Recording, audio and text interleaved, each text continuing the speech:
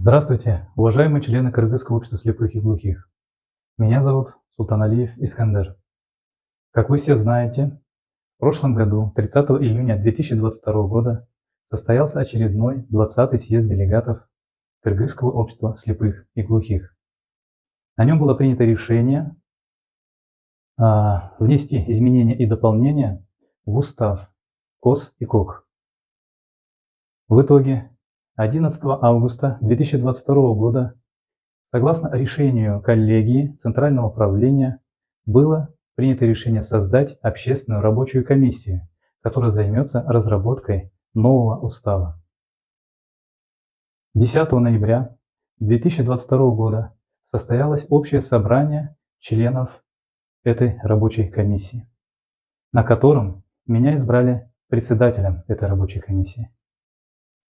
Цель комиссии была разработать воистину настоящий демократический народный устав, который соответствовал бы всем требованиям демократии и был выгоден каждому члену нашего объединения. Была проведена огромная работа. Было получено более 50 предложений в письменном голосовом виде от членов комиссии. Было проведено онлайн заседание и офлайн заседания нашей комиссии.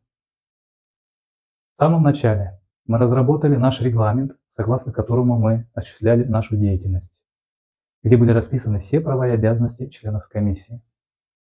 Все мы строго этого придерживались, проводили работу, предлагали, обсуждали. И в итоге у нас получился очень хороший проект устава.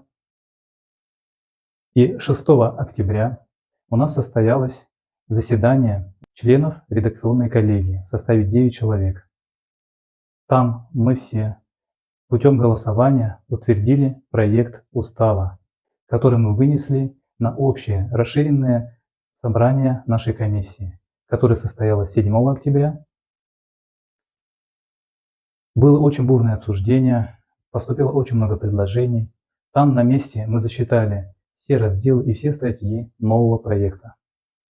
И единогласно было принято решение утвердить все 11 разделов нового устава. Дорогие друзья, я хочу, чтобы вы распространили это видео всем рядовым членам объединения. Я хочу, чтобы каждый знал, что сегодня есть уникальная возможность нам сделать с вами историю. Новый устав состоит из 68 статей, 11 разделов. Я хотел бы вкратце рассказать, что изменилось в новом уставе.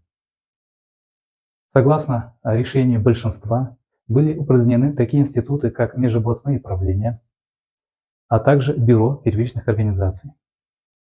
Кроме того, большинством голосов было принято упразднить институт коллегии. То есть коллегии Центрального управления теперь не существует, все функции перешли к Центральному управлению. Также было принято решение утвердить состав Центрального управления. Теперь он будет у нас утвержден в уставе в количестве 31 человек. Раньше в действующем уставе это определяло Центральное управление. Самым главным новшеством является то, что теперь у каждого есть возможность баллотироваться на руководящие должности нашего объединения. Потому что у нас в новом проекте устава появилась отдельная глава, в которой говорится о порядке избрания руководящих органов Кыргызского общества слепых и глухих. Теперь на общем собрании членов нашего объединения на местах в первичных организациях будут созданы комиссии. Счетная комиссия первичной организации – это нижестоящая комиссия, и счетная комиссия Кыргызского общества слепых и глухих – это главная вышестоящая комиссия. И благодаря общему собранию все члены смогут прийти лично проголосовать, поставив галочку напротив понравившегося ему кандидата. Таким образом, мы внедрили тайные прямые выборы. Что это означает? Это означает, что каждый из вас в день голосования может прийти с паспортом, со своим членским билетом, получить бюллетень у счетной комиссии первичной организации и проголосовать за того кандидата, которого он считает достойным занять руководящее место в нашем объединении. Можно будет голосовать и избирать Төрага Төраим Кыргызского общества слепых и глухих, членов Центрального управления в количестве 31 человек, Төрага Төраим первичной организации и членов ревизионной комиссии первичной организации. А в данном случае, если идут выборы Төрага Төраим первичной организации, то они будут проводиться на собрании местной первичной организации, где место Төрага освободилось. Во всех остальных случаях, когда мы избираем Төрага или Төраим Кыргызского общества слепых и глухих или членов Центрального управления, такие выборы будут объявлены по всей стране. Во всех 61 первичных организациях будут установлены урны для голосования и кабины для голосования. За ходом голосования будут следить счетные комиссии первичных организаций, которые должны быть сформированы за 45 календарных дней до дня голосования. Мы поставили очень принципиально демократические принципы избрания этих комиссий. Они не будут утверждаться кем-то сверху, а народ сам изберет, кто станет членом этой счетной комиссии. Каким образом? Например, собирается общее собрание в первичной организации, и там на месте они избирают 5 членов счетной комиссии первичной организации на месте у себя. И из этого 5 человек из своего состава они уже избирают своего председателя и секретаря счетной комиссии первичной организации. Они следят за ходом голосования, выдают бюллетени, следят за порядком, ведут подсчет и составляют протокол голосования в конце, когда завершится все голосование. А главная комиссия формируется из членов Центрального управления в количестве 7 человек. И далее эти избранные члены счетной комиссии Кыргызского общества слепых и глухих уже из своего состава изберут своего председателя и секретаря. Вкратце, вот такие вот новшества.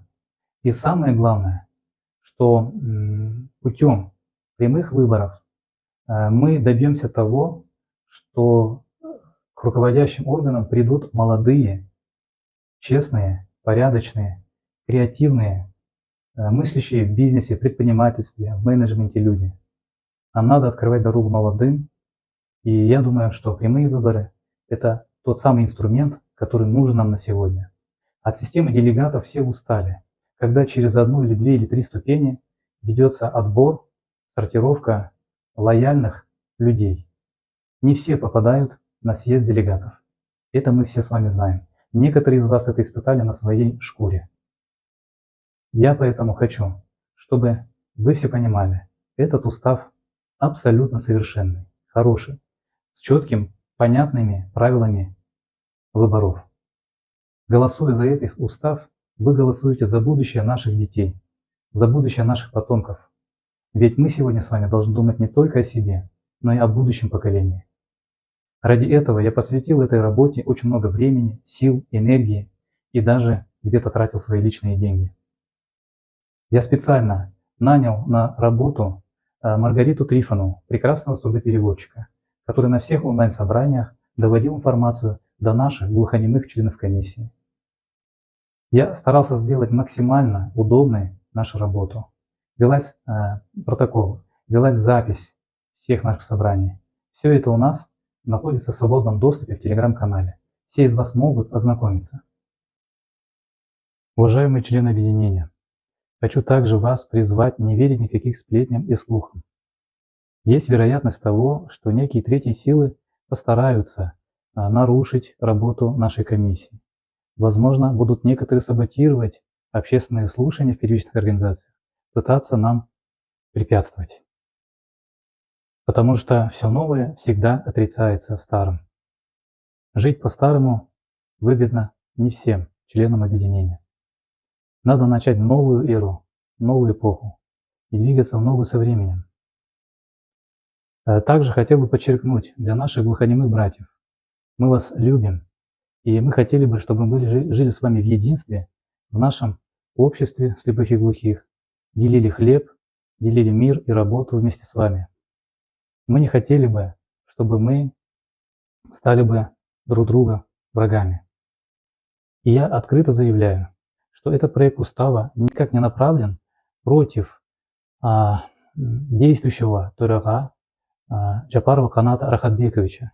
Напротив, он даст ему возможность в 2028 году выставить свою кандидатуру, и если у него будет сплоченная команда и электорат, если его народ поддержит, он снова может избраться. Этот устав, этот новый устав, он не препятствует этому переизбранию.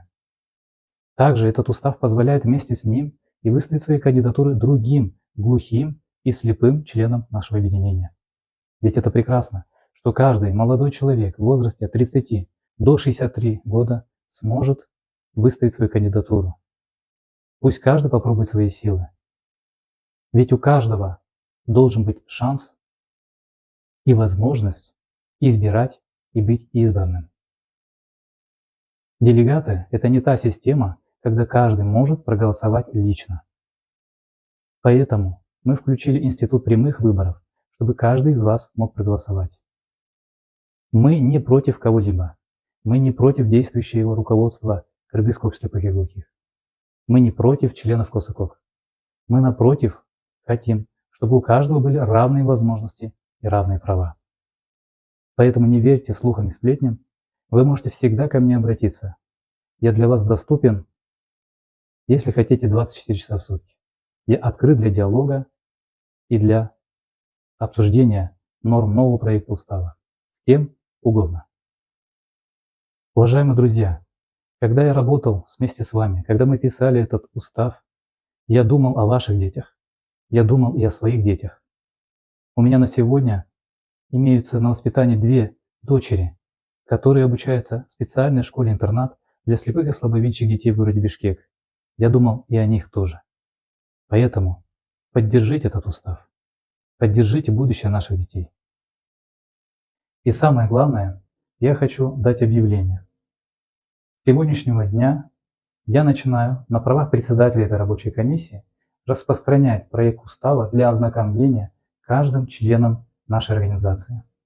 Устав мы распространим как в текстовом, в электронном виде, на русском и на кыргызском языке, а также мы будем распространять для незрячих аудиоверсии.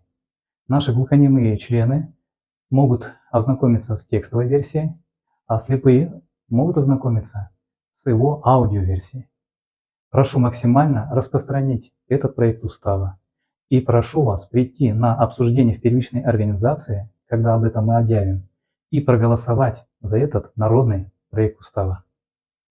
Я искренне верю, что проголосовав за него, мы проголосуем за честное, справедливое будущее развитие нашего общества. Всех благодарю за внимание и жду вас на обсуждениях проекта устава в первичных организациях. Проголосуйте за этот проект. Спасибо.